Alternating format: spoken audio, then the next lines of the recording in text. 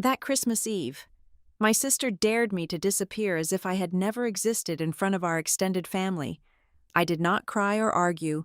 I simply said, I accept. 3 days later, the exact people who claimed no one would miss me started calling frantically. They did not miss me. They just needed my signature to save their empire. What they did not know was that I was not hiding. I was gathering evidence. My name is Everly Gonzalez. I am 34 years old, and for as long as I can remember, I have been the invisible foundation in my own family. Tonight is Christmas Eve, and the dining room of the family estate in Crestfall Ridge is suffocatingly warm. The long mahogany table is crowded with relatives, heavy silver platters, and crystal glasses that catch the light of the massive chandelier above us. To an outsider, it looks like a picture of holiday warmth and high society success.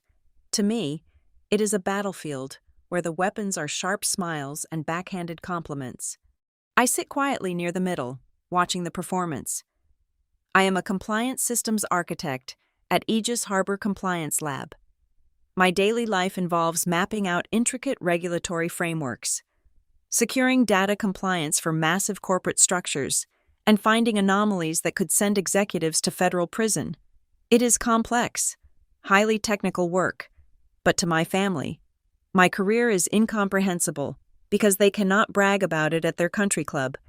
They dismiss it entirely. They think I am a glorified computer repair worker who pushes boring papers. The star of the table, as always, is my sister. Brielle Gonzalez Hart is 37 years old and radiates the kind of manufactured perfection that demands constant applause. She runs a highly visible event planning business, built almost entirely on our father's connections and initial capital. Tonight, she is holding court, her voice carrying over the low hum of conversation. She lives for her image, and she thrives on making others feel small to make herself look larger. Tonight, she has decided I am the main course. The room grows noticeably quiet as Brielle shifts her focus down the table toward me. She swirls the champagne in her flute, a predatory gleam in her perfectly made-up eyes. You know, Everly, Brielle says, her voice artificially sweet, projecting just enough so the entire table can hear. You are always around. You show up to every dinner, every holiday, every family gathering. You just sit there. A few aunts chuckle nervously. My brother-in-law, Dean, stares intently at his plate, refusing to make eye contact with anyone. Brielle leans forward, resting her chin on her hand, pretending to be thoughtful. But honestly, if you were not here, would anyone actually notice? Does anyone really need you? The silence that follows is thick and heavy. The clinking of silverware stops completely. Everyone is waiting for my reaction. In the past, I might have lowered my head. I might have excused myself to the bathroom to wipe away angry, silent tears. But I am not that person anymore. Brielle raises her glass high, looking around the room to ensure she has an audience. I dare you to disappear for a few days and you will see. No one will even realize you are gone. She laughs. It is a bright, ringing sound that echoes in the quiet room. The malice in the room is palpable, hanging in the air like thick smoke. It is not a joke. It is an execution of my worth in front of our entire bloodline. My father, Victor Gonzalez, finally speaks from the head of the table. He clears his throat loudly. Now, Brielle, let us keep it festive. Pass the wine, please. It is a hollow, useless intervention. He does not reprimand her. He does not defend me. He simply wants to keep the aesthetics of his expensive dinner intact. Beside him, my mother, Marlene, remains perfectly still. She does not lift her eyes from the table. Her silence is the loudest sound in the room. It is the exact same silence she has offered my entire life whenever I was pushed down. I do not react. My face remains perfectly smooth, a blank canvas. They think I am frozen in humiliation. They think I am swallowing the pain to keep the peace. They are entirely wrong. My right hand is resting deeply inside the pocket of my dark wool blazer. My fingers are gripping the stiff edges of a heavy legal envelope. A courier handed it to me at 3 o'clock this afternoon. Inside that envelope are tax notices and legal warnings from the County Revenue Office. They are addressed to a limited liability company called EG Transit Solutions. The paperwork lists me as the managing member. I never formed that company. I never signed those papers. But the electronic signatures match mine perfectly. The documents detail large sums of money moving through Brielle and Victor's event business. It is a massive web of financial liabilities, and the bills are coming due immediately after the new year. They used my name to build a financial sinkhole. They assumed the quiet, compliant, uninteresting sister would just take the fall or blindly sign whatever they put in front of her to fix a sudden administrative error. I look down the table. I see the smug satisfaction radiating from Brielle's face. I see my father's calculating indifference. I see a room full of people who think I am nothing more than a convenient, disposable asset. I pull my hand out of my pocket, leaving the envelope exactly where it belongs. I pick up my water glass, take a slow, deliberate sip, and set it down. The faint clink of the glass against the coaster rings out like a gunshot in the deadly quiet room. I look directly into Brielle's eyes. My voice is steady, flat, and completely devoid of emotion. I accept your challenge. The entire dining room freezes. The air is instantly sucked out of the space. No one expected me to speak, let alone agree. Brielle's smug smile falters, cracking sharply at the edges. Victor's hand stops mid-reach for his wineglass, hovering uselessly over the table. I do not wait for them to recover. I stand up. My heavy chair scrapes loudly against the hardwood floor, a harsh, grating sound that shatters their delicate holiday illusion. I do not say another word. I turn my back on the grand table and walk down the long, carpeted hallway. I take my heavy winter coat from the rack. I open the massive oak front door and step out into the freezing December night. The icy wind bites at my face, but I do not shiver, as the door clicks shut behind me, cutting off the warmth and the light of the Crestfall Ridge estate. I feel a profound, absolute sense of clarity. I am not running away in tears. I am not hiding from my family. I am walking away to start the clock. They wanted me to disappear so they could write their own version of the story. I will give them exactly what they asked for, and by the time they realize why I really left, it will be far too late to stop what is coming. The drive from the hills down to my apartment at Greyhaven Key was a blur of icy roads and absolute silence. The heater in my car blasted against my frozen hands, but the chill had settled deep into my bones.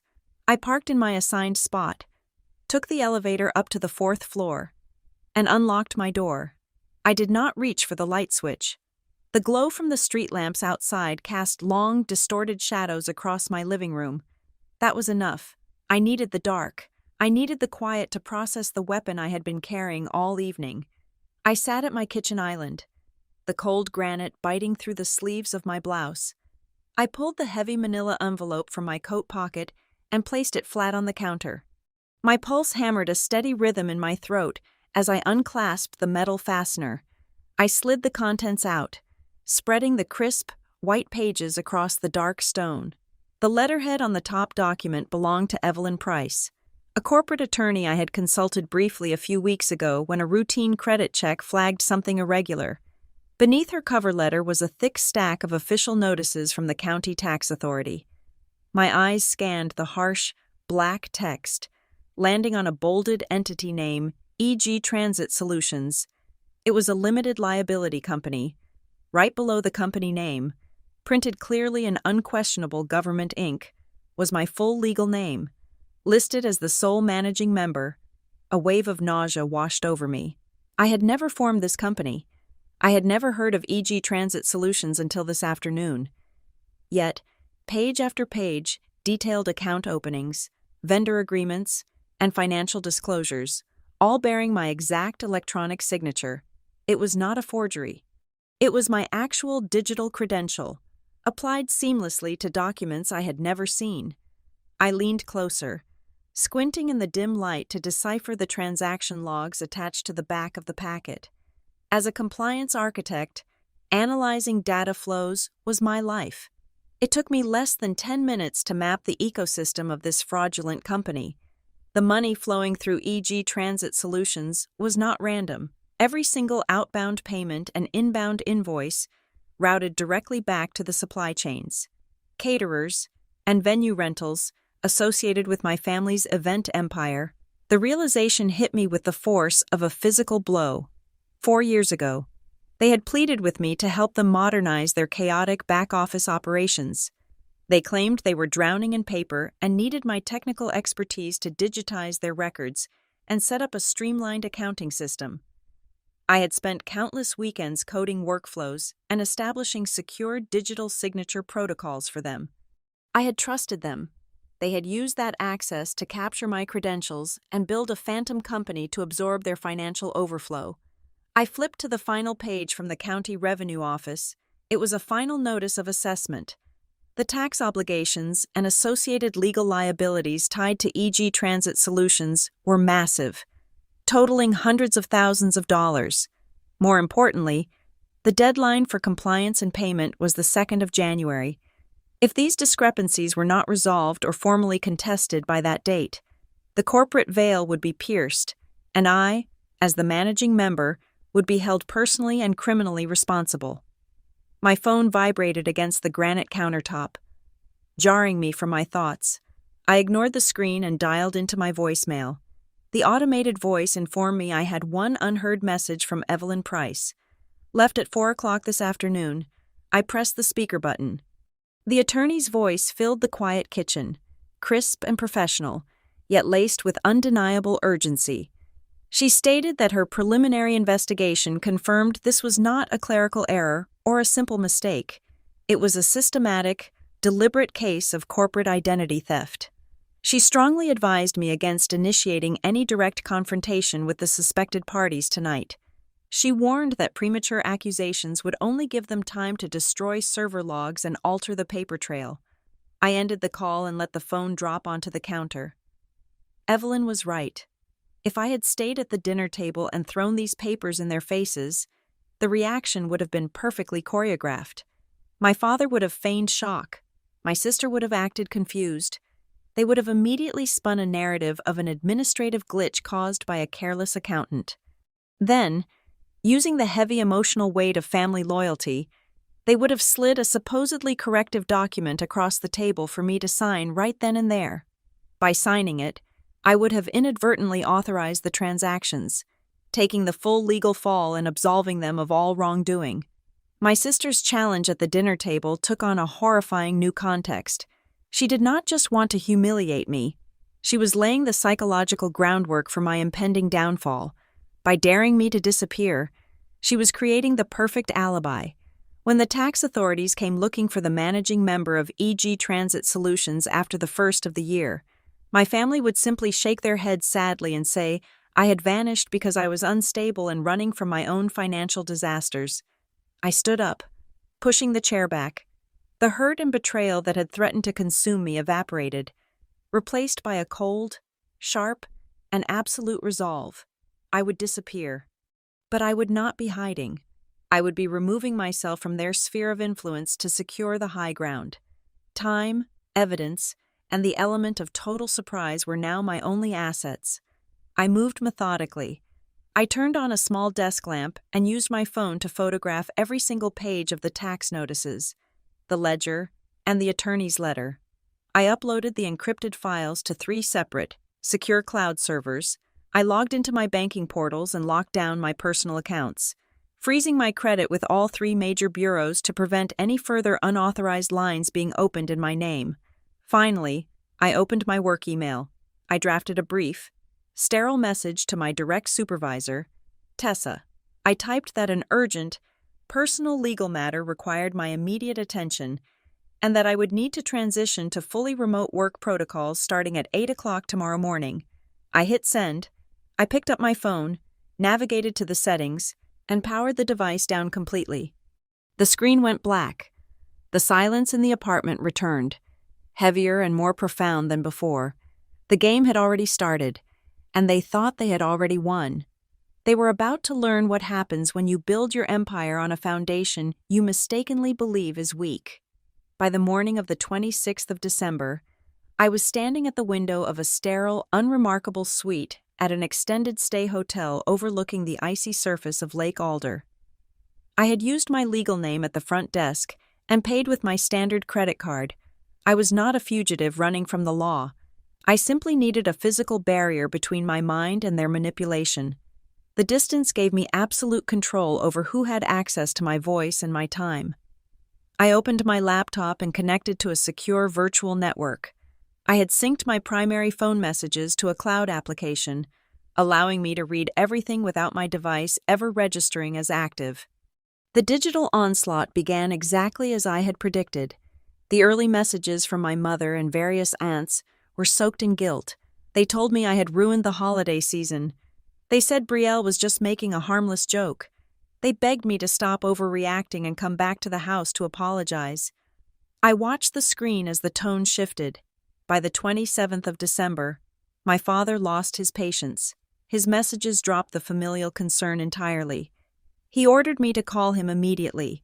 He typed that there was urgent business paperwork that required my immediate attention before the end of the year. He called my absence ridiculous and childish.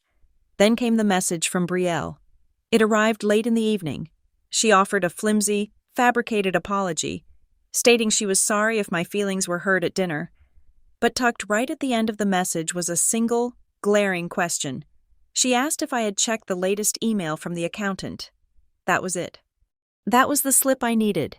Brielle had no reason to know about any accountant or any paperwork unless she was deeply involved in the creation of the shell company.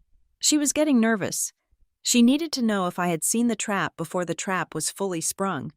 At 9 o'clock the next morning, I joined an encrypted video conference with my attorney, Evelyn Price. She introduced me to Nolan Pike, a forensic financial expert. Nolan did not waste time with pleasantries. He shared his screen, pulling up the digital transaction logs he had managed to extract through legal back channels. Nolan confirmed my worst fears. He traced the digital ink of my forged signature. He proved that the documents establishing the fraudulent company had been backdated by several months. He showed me the exact flow of capital. Massive sums of money were being funneled out of my family event business and pushed directly through the entity carrying my name. Then Nolan delivered the ultimatum. He pointed to a specific date on the calendar, the 2nd of January. He explained that after the first of the year, the County Revenue Department initiated an automated reconciliation process for all registered businesses. If those fraudulent filings were not legally challenged and frozen by the 2nd of January, the system would lock the data at that exact moment. The corporate liability would permanently attach to me as the managing member. I would owe the government hundreds of thousands of dollars, and my family would walk away completely clean. The clock was ticking loudly in my head. I had exactly 6 days to dismantle a trap they had spent months building. The urgency on their end was escalating rapidly.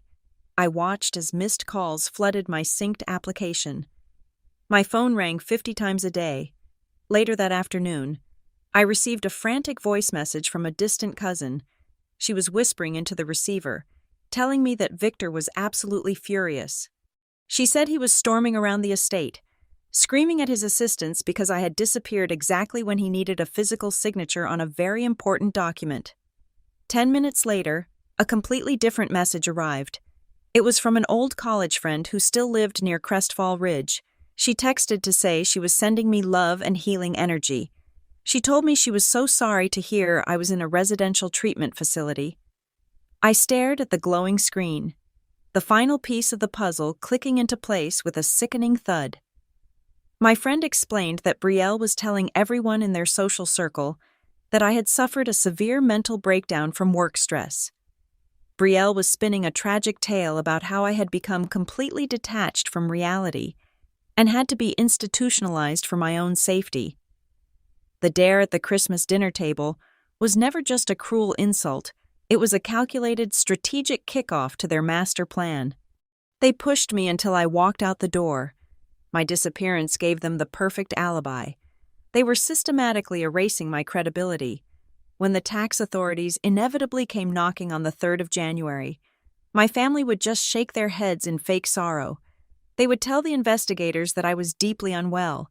that I had mismanaged my own imaginary business, and that I had run away because my mind had finally snapped. I closed the laptop screen. The fear that had been hovering in my chest vanished. It was replaced by a cold, calculated fury. They thought they were playing a game with a victim who would stay quiet to protect the family name. They did not realize they had just given a compliance architect 6 uninterrupted days to burn their entire empire to the ground. The next morning, my attorney arranged a secure in-person meeting at a quiet diner located 30 miles away from the city center. The woman sitting across from me in the corner booth was Marisol Pena. For nearly 10 years, Marisol had been the lead bookkeeper for my father and his enterprise. She had abruptly quit 18 months ago, following a screaming match with Victor that had echoed through the entire corporate office. I remembered my father brushing it off at the time. He claimed Marisol simply could not handle the pressure of modern accounting. Marisol did not look like a woman broken by pressure. She sat with her arms crossed, her dark eyes evaluating me with intense skepticism. She did not bring a flash drive or a folder. She brought a hardened stare. She told me bluntly that she had no interest in being a pawn in a temporary family feud. She suspected I would take whatever information she offered, use it to negotiate a private settlement, and eventually run back to my family begging for their approval. She said she would not risk a non-disclosure agreement violation just to watch me cave. She needed to know I had the strength to see this through to the absolute end. I did not argue with her. I did not get defensive. I simply recounted the events of Christmas Eve. I told her about the dining room, the crowded table, and my sister raising a glass of champagne to challenge my very existence. I described the silence of my parents and the calculated cruelty of the dare. I told Marisol how they were currently laying the groundwork to have me institutionalized to explain my sudden absence. Marisol watched my face closely as I spoke. The skepticism in her eyes slowly melted into a grim understanding. She recognized the exact brand of manipulation I was describing. It was the same manipulation that had driven her out the door. Without a word, Marisol slid out of the booth, walked to the trunk of her car, and returned with a heavily taped cardboard box. She set it on the laminate table between us. She called it her insurance policy. She had packed it the night before she resigned. We spent the next 3 hours going through the contents. The box contained stacks of physical printouts, internal emails, bank reconciliations, and handwritten notes. The documents painted a horrifying picture of a decade-long financial shell game. Victor had been systematically filtering extravagant personal expenses through a web of tiny, disposable corporate entities whenever the tax liabilities grew too large. He would quietly bankrupt the entity and shift the debt onto a newly formed shell. But the most devastating revelation was not the fraud my father committed. It was a printed email chain from the second week of October. The sender was Brielle. The recipient was Victor. I read the words, and the air left my lungs. My sister had not merely been aware of the scheme. She had been the primary architect of my downfall. Victor had expressed concern in the email about running out of low-profile names to use as corporate officers. Brielle replied with a simple, chilling solution. She suggested using my name and my digital credentials. She wrote that because I worked in the technology sector, the auditors would naturally assume I was running a complex digital operation. She assured him that no one would ever ask questions. My own sister had volunteered me as the sacrificial lamb to protect her inheritance. Marisol pulled one final document from the bottom of the box. It was an internal memo outlining the exact protocol for the first week of January. The plan was terrifyingly simple. They were going to call me into a private family meeting under the guise of an emergency. They intended to present me with a correction confirmation form. They would claim it was a routine administrative update to fix a clerical error from years ago. Once I signed it, I would legally legitimize the entire fraudulent paper trail. The memo also detailed their contingency plan. If I read the fine print, or if I refused to sign the confirmation, they would instantly trigger the narrative they were currently spreading. They would use the family reputation to declare me mentally unstable. They would tell the extended family and the business community that I did not understand the situation. They would claim I was experiencing paranoid delusions, and that my refusal to sign was a severe symptom of my illness. They were prepared to completely destroy my sanity and my freedom to save their bank accounts.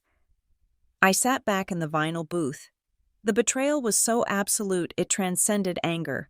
It was a cold, pure clarity. This was no longer a toxic family drama. This was a long-term, calculated, criminal conspiracy designed to strip me of my livelihood and my freedom. Every belief I had ever held about my place in their world shattered completely. They did not view me as a daughter or a sister. They viewed me as a liability shield. Evelyn sat beside me, quietly reviewing the legal implications of the physical documents. I turned to her and stated my terms. I agreed with her initial assessment. We would not initiate an early confrontation.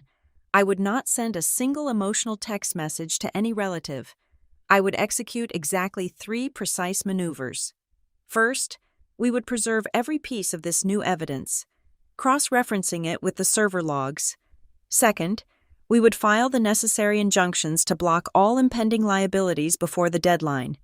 Third, we would wait in absolute silence for the most devastating public moment to drop the truth.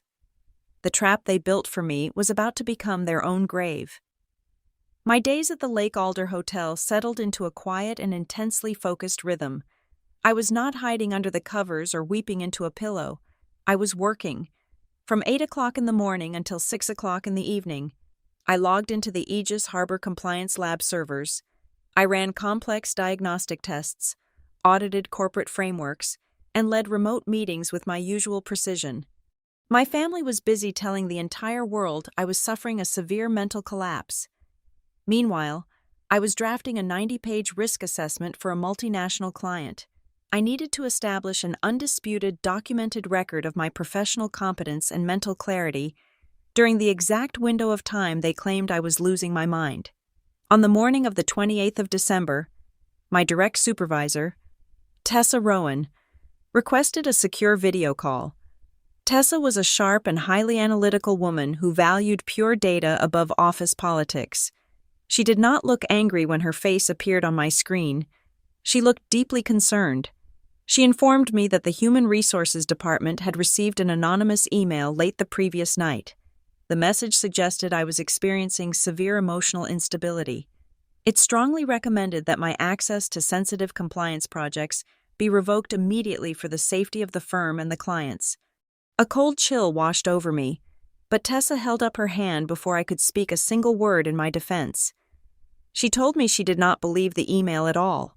She had already forwarded the malicious message to our internal cybersecurity division. It took those experts less than 2 hours to trace the digital origin of the anonymous sender. The email did not come from a concerned coworker or a random hacker on the internet. The network address belonged to a boutique public relations firm. It was the exact same media agency Brielle retained to manage the branding and reputation for her event company. My sister was not satisfied with merely destroying my standing within our family circle. She was actively trying to sabotage my career and sever my only independent source of income, so I would be forced to crawl back to them. I braced myself for the inevitable corporate fallout. I expected Tessa to place me on temporary administrative leave just to mitigate any potential risk to the company.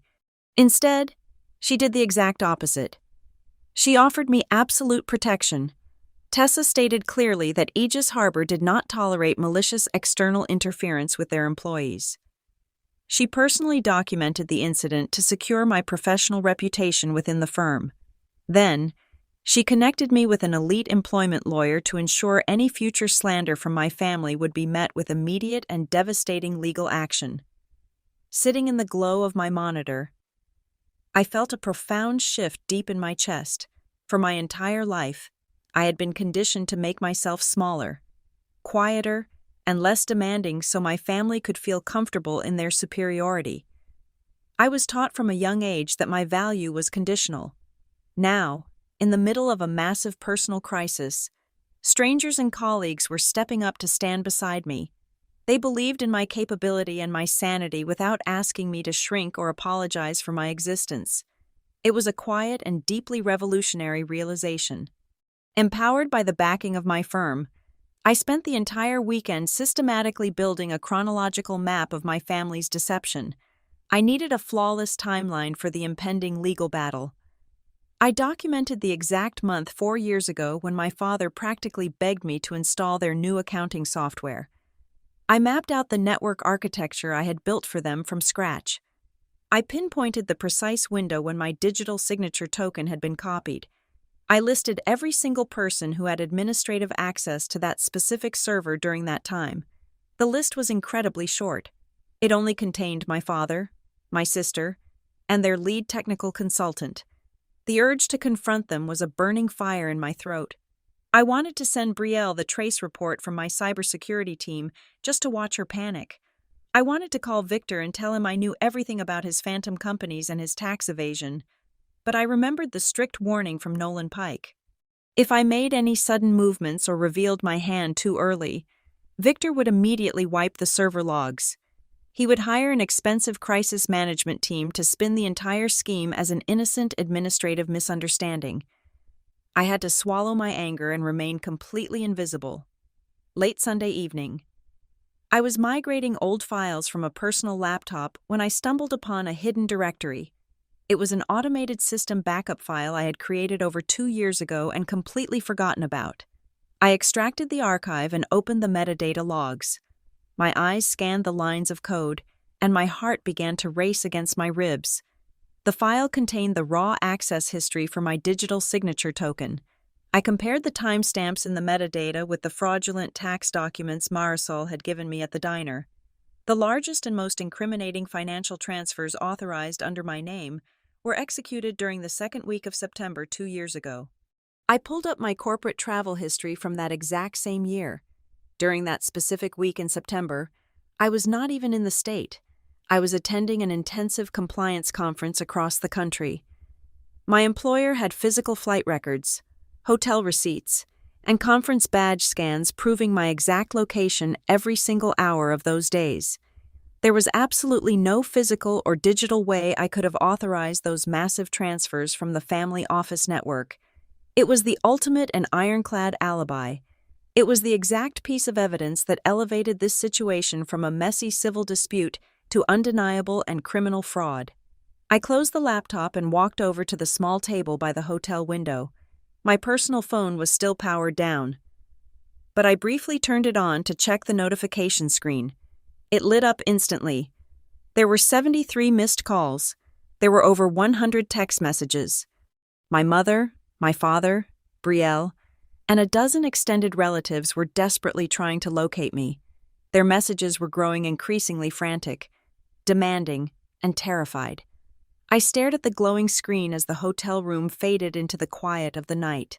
A slow and icy smile spread across my face. For 34 years, I had been the one anxious about their approval.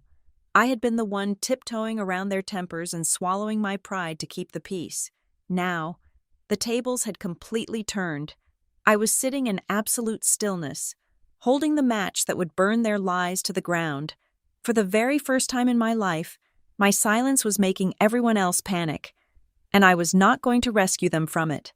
On the 29th of December, a message arrived through my cousin Raphael.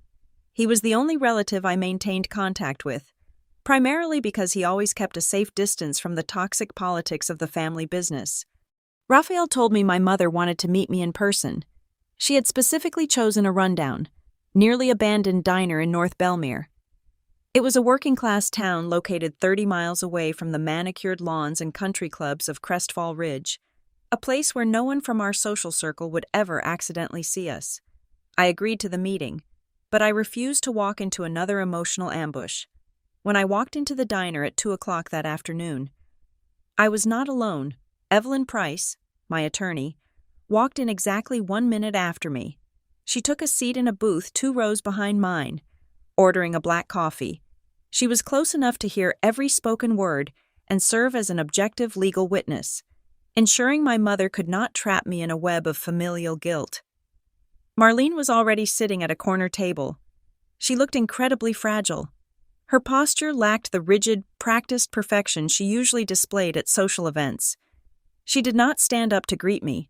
She did not attempt to hug me.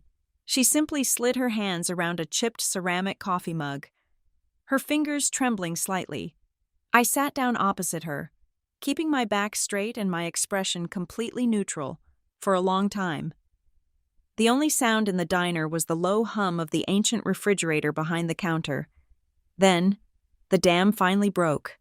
Marlene began to speak, her voice barely above a whisper. She confessed everything. She admitted she had known for over 3 years that Victor was using my legal name on what he called temporary corporate filings. She swore to me she genuinely believed him when he promised he would fix the paperwork before any tax liabilities matured. She thought it was just a creative accounting strategy to protect their assets during a rough financial quarter. But as the debt grew exponentially, Brielle became heavily involved.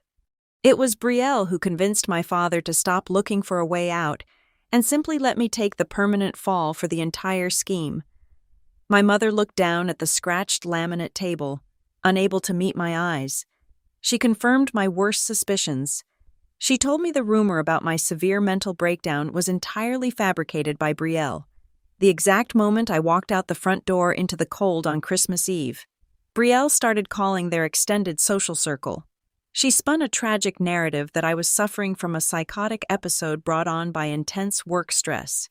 Victor eagerly supported the lie because a sudden mental collapse provided the absolute perfect legal excuse for why I was suddenly refusing to sign their administrative correction forms.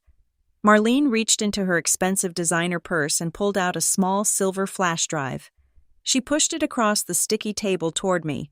She explained that she had secretly accessed the central server of the estate.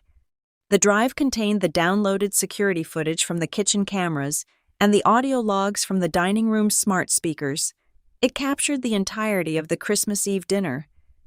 It clearly recorded Brielle issuing her cruel dare, and it captured the heavy, complicit silence of every single family member in the room. But there was more. My mother leaned in closer, her voice cracking with shame. She told me to pay specific attention to the final audio file on the drive. It was recorded roughly 3 minutes after the heavy oak front door slammed shut behind me. The smart speaker microphone caught Victor leaning over to whisper to Brielle. My father did not express a single ounce of concern for his daughter walking out into a freezing winter night. Instead, he coldly instructed Brielle to let me cool down for a day or two, and then they would call me back to the house to sign the tax documents while I was still feeling guilty and isolated. They did not care about my safety or my feelings. They only cared about securing my signature to protect their wealth and their freedom. Tears finally spilled over my mother's eyelashes, leaving dark streaks of makeup on her pale cheeks. She begged for my forgiveness. She said she was deeply sorry for staying quiet all these years and for letting them use me as a shield. I looked at the woman who had raised me, feeling a profound and echoing emptiness in my chest. I did not reach across the table to comfort her. I told her clearly that apologies meant absolutely nothing in the face of federal tax fraud and corporate identity theft. I stated that her words of regret were completely useless to me in this empty diner. I set a firm boundary right then and there. I told her that if she truly wanted to make amends, she would have to stand up and repeat every single word she just confessed under oath when the time came. Until she was willing to confirm the truth publicly and face the consequences with my father, her tears were just another form of manipulation. I picked up the silver flash drive, stood up from the booth, and walked out into the cold afternoon air, leaving her sitting alone with her guilt. Later that same evening, back at the secure hotel room, Nolan Pike called me with an incredibly unexpected development. The solid alliance within my family was fracturing much faster than we had ever anticipated. Dean Hart, the usually silent and compliant husband of my sister Brielle, had secretly reached out to Nolan's forensic accounting firm. Dean was absolutely terrified. He admitted to Nolan that he had blindly signed several massive wire transfer authorizations at the explicit request of his wife over the past 2 years. Now that he sensed the walls were closing in, he realized his own legal name was permanently attached to the fraudulent cash flow of the shell companies. Dean wanted to cut a deal to save himself from criminal prosecution. He offered to turn over his personal banking records and email correspondence to prove that Brielle was the primary architect orchestrating the illicit asset transfers. Hearing that Dean was willing to turn on Brielle solidified my final strategy. I sat in the quiet hotel room, watching the streetlights reflect off the icy surface of the lake outside my window. I realized I did not want to burn the entire family enterprise to the ground out of sheer vengeance. Hundreds of innocent caterers, florists, warehouse workers, and administrative staff depended on those weekly paychecks to feed their families and pay their rent. They had no idea their bosses were running a criminal syndicate behind the scenes. My goal was no longer blind destruction. It was surgical and precise justice. I was going to expose the exact people responsible for the fraud, sever the corrupt leadership from the company, and ensure the innocent employees did not become collateral damage in the war my family started. I had the confessions, I had the audio proof, and I had the financial records. The stage was perfectly set. It was time to prepare for the final public strike. The final days of December vanished into a blur of relentless strategy and high-stakes preparation. My father was no longer just angry about my disappearance. He was desperate. He hired an expensive private investigator to track me down. The investigator reached out to my former college roommates, my old landlords, and even my previous dental office. They combed through public records and credit reports, but they only chased ghosts. I had frozen everything. I was using cash I had withdrawn weeks ago and operating entirely through encrypted digital channels. I was a phantom they had created, and now they were terrified because they could not catch me. In my absence, my sister evolved her strategy. The mask of a worried sibling was slipping. Replaced by something far more calculated and vicious, Raphael forwarded me the long, dramatic text messages Brielle was sending to our extended relatives and family friends. She was subtly shifting the narrative. She stopped saying I was just stressed and started implying I was in deep, irreversible trouble.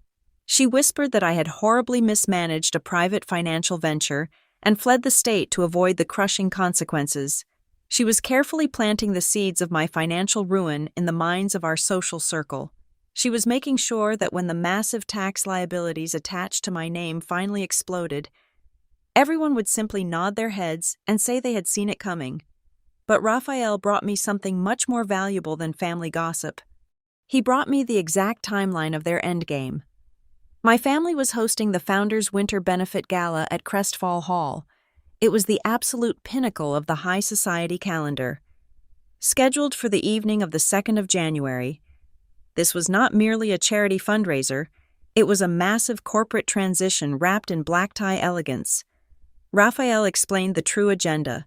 Brielle was going to be officially crowned as the new chief executive officer of the family enterprise in front of every major investor, politician, and media outlet in the region. The trap they set for me was hidden directly inside the ceremony. During the climax of the gala, Victor intended to sign a massive, highly publicized corporate restructuring package. Buried deep within that mountain of glossy legal folders were the backdated confirmation forms for the fraudulent shell company. He planned to forge my signature one final time to permanently cement my status as the managing member of the illicit entity. He was going to legitimize the entire criminal operation right on stage. If the revenue department came knocking the next morning, I would be the officially documented, legally bound, vanished scapegoat. I sat in the secure hotel suite with Evelyn Price and Nolan Pike. Nolan paced the floor, his eyes sharp and calculating. He confirmed this was the golden opportunity we had been waiting for. He explained that if we served the legal papers to Victor in the privacy of his office, my father would instantly deploy his army of corporate lawyers. He would bury our injunction in endless litigation, secure judicial gag orders, and spin a brilliant cover story behind closed doors. But if we intercepted that exact restructuring agreement under the blinding chandeliers of Crestfall Hall, right in front of his board of directors and primary donors, the damage would be immediate and permanent. He would not be able to control the narrative. The truth would bleed out in front of the exact people whose money kept his empire afloat. We turned my temporary living space into a legal war room.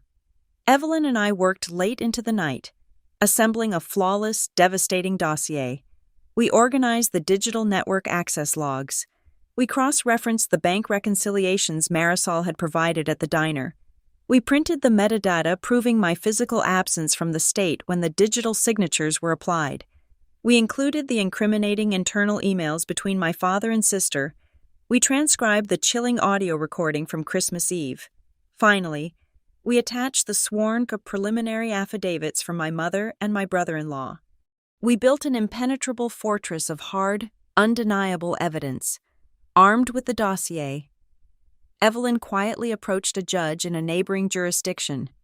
Deliberately avoiding my father's deep political connections in our home county, she presented the evidence. The judge immediately granted a temporary restraining order and a sweeping, immediate freeze on all corporate assets tied to the disputed entities. We held the approved injunction like a loaded weapon. We kept the service of process strictly confidential. The process server was instructed to wait in the shadows of the banquet hall until the absolute perfect second. Then, Raphael delivered the final, sickening twist. He had managed to photograph the teleprompter script for Brielle's opening address. I read the words off his glowing phone screen, and the blood ran cold in my veins. Brielle was planning to dedicate the entire evening to me. She was going to stand in front of hundreds of people, shed perfectly timed fake tears, and announce that I had graciously agreed to step completely away from my professional life due to a devastating mental health collapse. She was going to erase my career, my voice, and my sanity right on the main stage. She was going to accept a thunderous round of applause for her bravery in taking over my burdens. I looked at the stolen script. A deep, heavy calm settled over my shoulders. I was not going to hide in a hotel room and let a process server handle my fight. I was not going to burst through the ballroom doors screaming accusations like a hysterical woman, which would only prove her fabricated point. I was going to get dressed in the sharpest suit I owned. I was going to walk through the front doors of Crestfall Hall. I would let my sister step into the spotlight. I would let her tell her beautiful, tragic lie to the entire room. And then, I would walk up those stairs, step into the light, and use her exact microphone to dismantle her entire empire. I slipped back into Greyhaven under the cover of a moonless night. I did not return to my own apartment. I knew my father had hired private investigators who were likely watching my building, waiting for a single light to turn on so they could report my location. Instead, I drove to a quiet, gated community on the completely opposite edge of the city.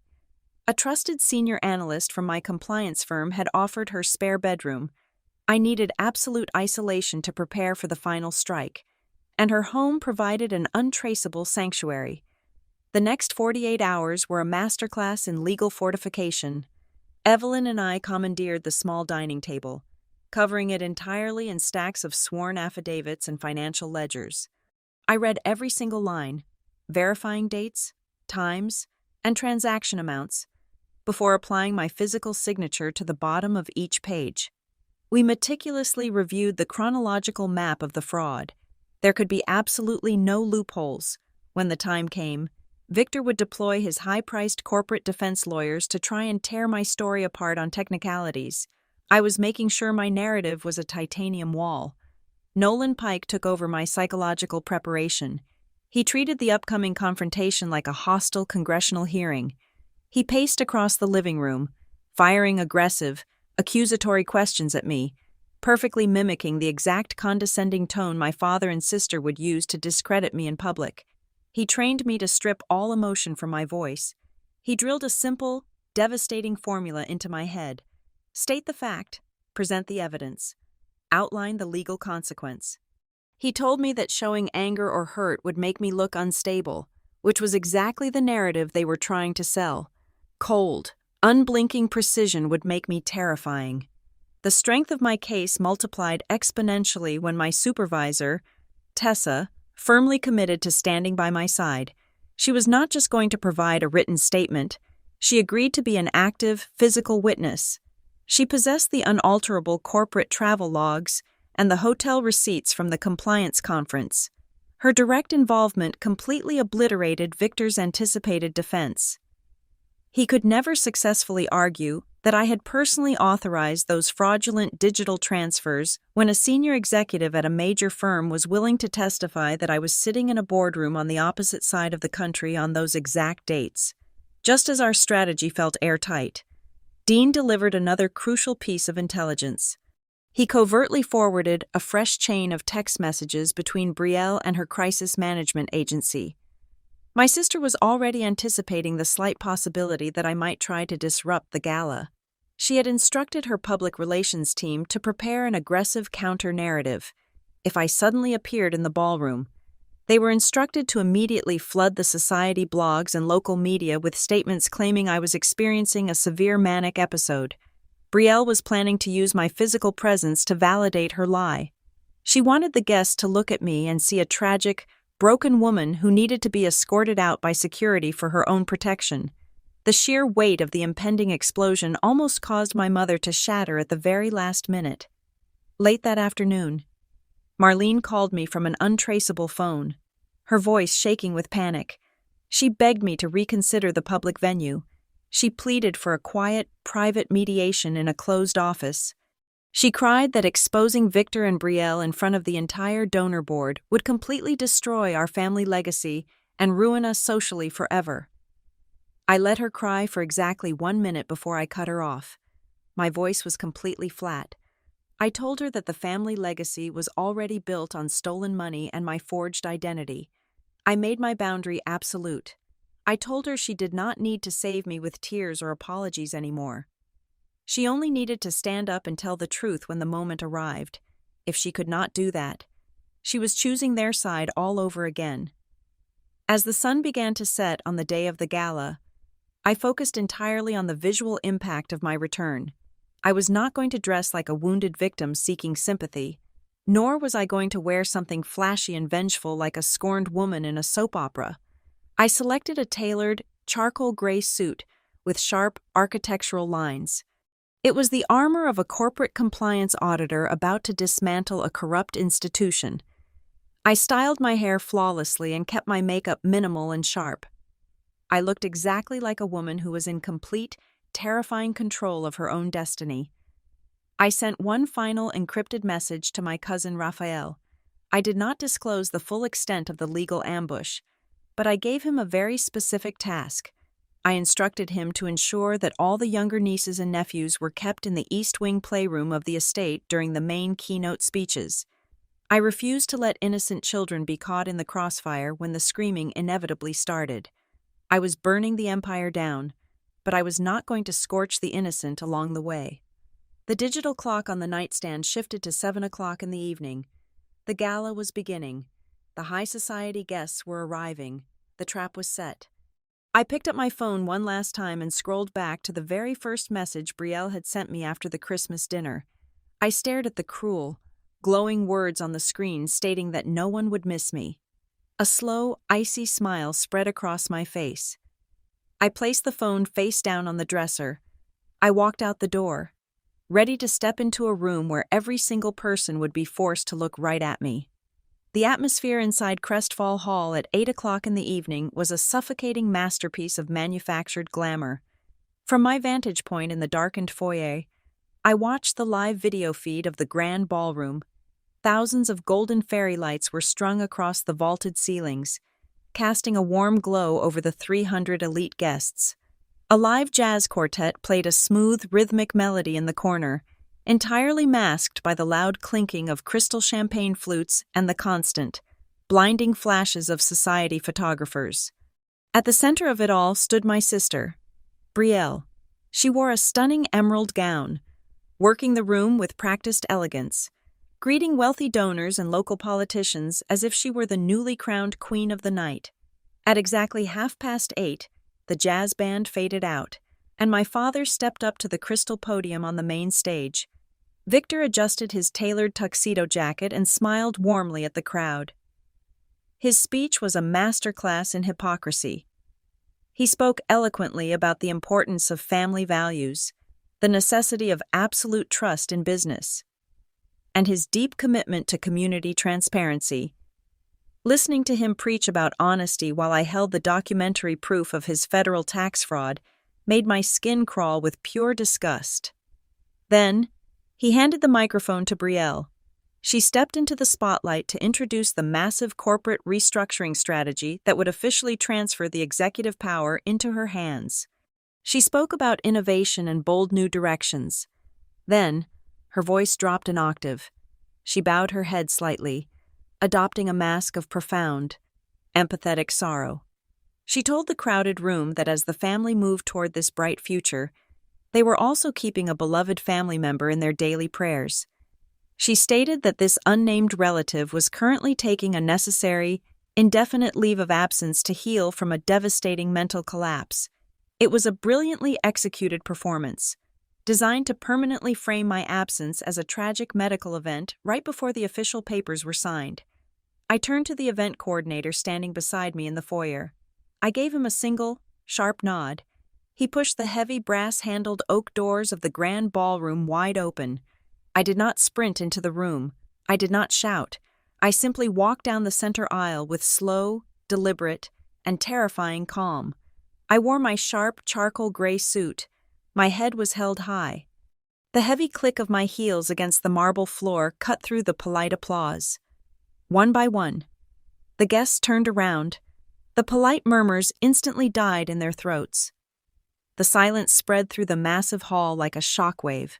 On the stage, Brielle's perfect, sorrowful smile froze for exactly 3 seconds. She stood entirely paralyzed under the bright stage lights. Then, her expensive crisis management training kicked in. She dropped the microphone, rushed down the stage steps, and ran toward me with her arms outstretched, desperately playing the role of the panicked, loving sister. She yelled out for the whole room to hear, begging to know what I was doing out of my medical facility and insisting that I needed to go home and rest.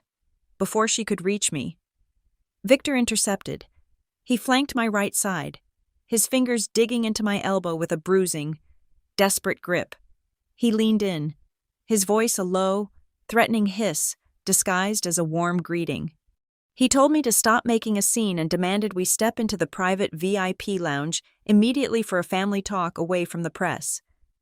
I stopped walking. I planted my feet firmly on the marble floor and forcefully yanked my arm out of his violent grip. I did not lower my voice. I projected it clearly, ensuring the acoustic design of the hall carried every single syllable to the board of directors sitting in the front row.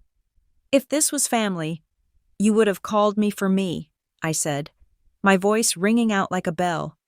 "Not for my signature." Panic flashed in Victor's eyes. Brielle rushed back to the podium. Grabbing the spare microphone, she frantically addressed the crowd, apologizing for the disruption and loudly declaring that I was under immense psychological pressure. Completely confused, and experiencing a paranoid delusion, I did not waste my breath arguing with her lies. I looked up at the audiovisual booth on the balcony. My attorney had paid the head technician double his daily rate to ignore my family and follow my exact cues. I looked back at Brielle and spoke directly into the silence of the room. I told her I was not confused, and I instructed everyone to look at the main screen. The massive digital projector behind the stage clicked loudly. A brilliantly illuminated timeline appeared against the dark velvet curtain. It displayed the exact dates of the forged digital signatures side by side, with the undeniable flight logs proving I was across the country. It showed the direct routing numbers of the stolen money moving from their corporate accounts into the fraudulent shell company bearing my name. Victor realized he had lost the narrative. He completely ignored the glaring screen. Lunging toward the executive table where the massive restructuring agreement lay open, he picked up his gold fountain pen, desperate to sign the master document and legally bind me to the fraud before the board members fully processed the information on the projector. Just as the tip of his pen touched the heavy parchment, a man in a plain beige trench coat stepped out from the catering line. It was the process server. He slammed a thick, heavily stamped stack of legal documents directly on top of the signature page. Trapping Victor's hand, the process server announced in a booming, authoritative voice that he was officially executing a judicial mandate. He declared a temporary freezing order on all disputed corporate transactions and served an immediate injunction to preserve all digital network evidence. The ballroom erupted into absolute chaos. Board members jumped out of their seats. Society journalists began snapping photographs frantically. Victor's face turned a violent shade of crimson.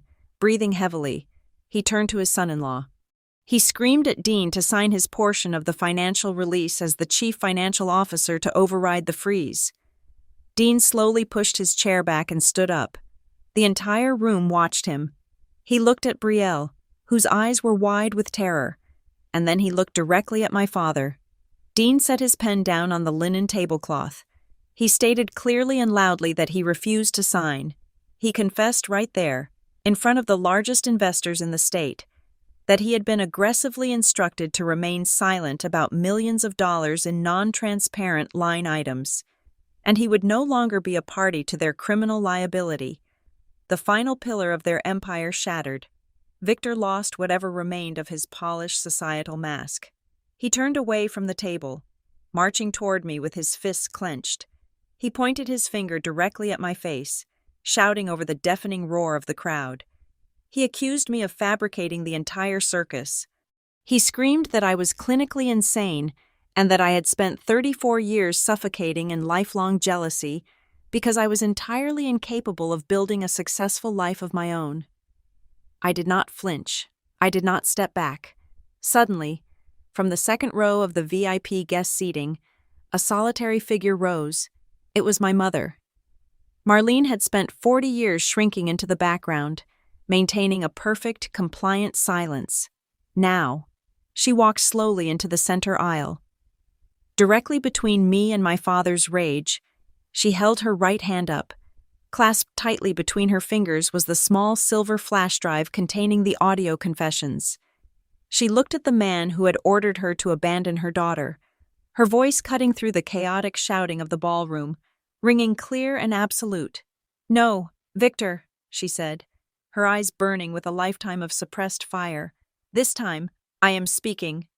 Marlene stood her ground in the center aisle. She turned away from the furious, red face of my father and faced the sea of wide-eyed investors, local politicians, and wealthy board members. Her voice, usually so timid and carefully modulated, echoed clearly through the massive, glittering hall. She stated unequivocally that I was not suffering from a mental breakdown. She confessed to the entire room that my family had deliberately fabricated the story of my psychological instability to discredit me. She explained that they needed a convenient, public excuse for when I inevitably refused to sign the fraudulent tax documents they had prepared to save their own wealth. Evelyn Price stepped into the bright light next to my mother. As a veteran corporate attorney, she knew exactly how to address a room full of cautious executives. She laid out the facts with surgical, devastating precision. She explained the secret creation of the illicit limited liability company, the unauthorized and illegal use of my electronic signature, the backdated financial records, and the deliberate, calculated attempt to push massive federal tax liabilities onto an unwitting family member.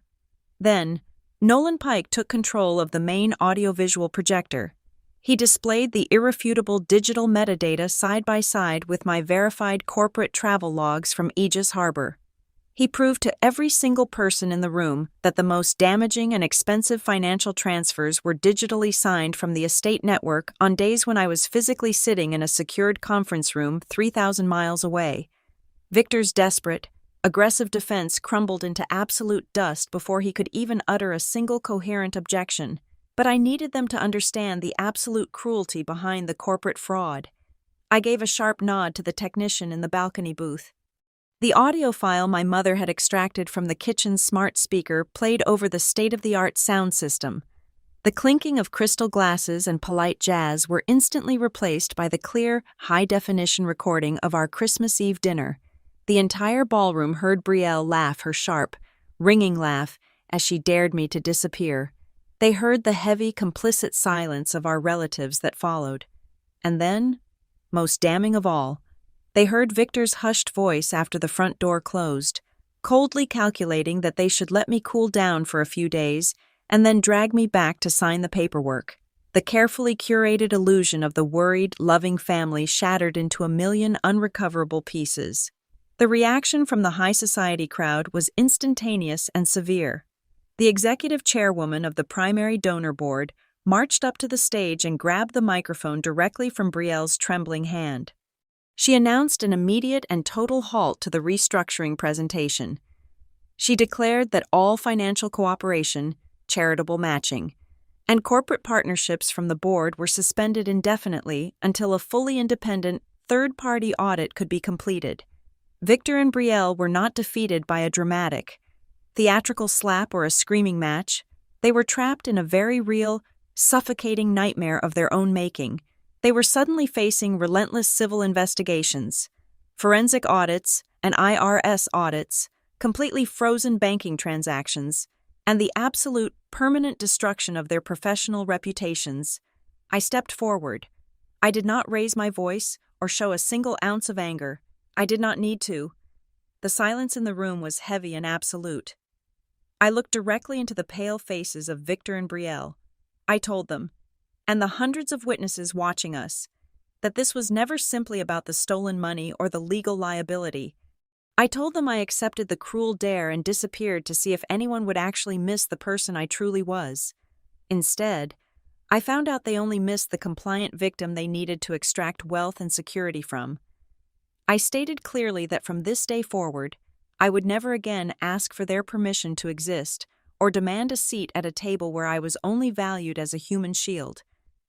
I set my strict boundaries right there on the polished marble floor. I informed my family that they were strictly forbidden from contacting me directly. Any communication regarding the unwinding of their fraudulent company had to go through Evelyn Price.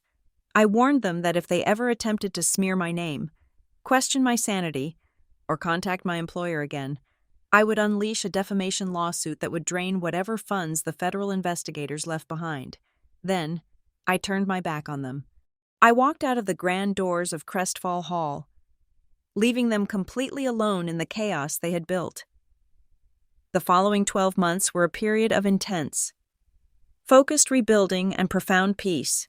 The civil lawsuits and government settlements effectively dismantled my father's stranglehold on the local market, using the substantial financial recovery I legally secured from the dissolution of the fraudulent entity, combined with my own professional savings. I opened my own firm. I named it the Gonzalez Risk and Recovery Studio. I specialized in providing high-level corporate compliance consulting for small businesses, ensuring no one else could be victimized by the kind of sophisticated, internal fraud my family had engineered. I maintained a very strict, highly conditional relationship with my mother. We met for black coffee once a month in public places, but she knew my trust had to be earned back over years of honesty, not days of apologies. As for Brielle, she remained entirely cut off. If she ever wanted to find a way back into my life, she would have to start with absolute truth and accountability. Not her usual theatrical tears. Exactly 1 year later, on Christmas Eve, I was not sitting in the suffocating, tense dining room at Crestfall Ridge. I was hosting a small, warm dinner party in my own spacious home. The table was filled with people who genuinely respected me and valued my presence. Tessa, Raphael, Evelyn, and Nolan were laughing loudly, sharing stories, and pouring generous glasses of rich red wine. The air smelled of roasted rosemary and crackling firewood. As I carried a heavy ceramic platter of roasted vegetables to the table, my phone screen lit up silently on the kitchen counter. It was a text message from Brielle. It contained 4 simple words asking if we could talk. I looked at the glowing screen for a long moment. I did not feel a single ounce of guilt, anger, or obligation. I smiled warmly, placed the phone face down on the cool granite counter, and whispered into the quiet kitchen. This time, I choose when I appear. Thank you so much for listening to this story today. Please drop a comment below and let me know where you are listening from so we can connect and share our thoughts together. If you enjoyed this journey, please subscribe to the Lily Revenge Stories channel, like this video, and support me even more by pressing the hype button so this story can be heard by many more people around the world.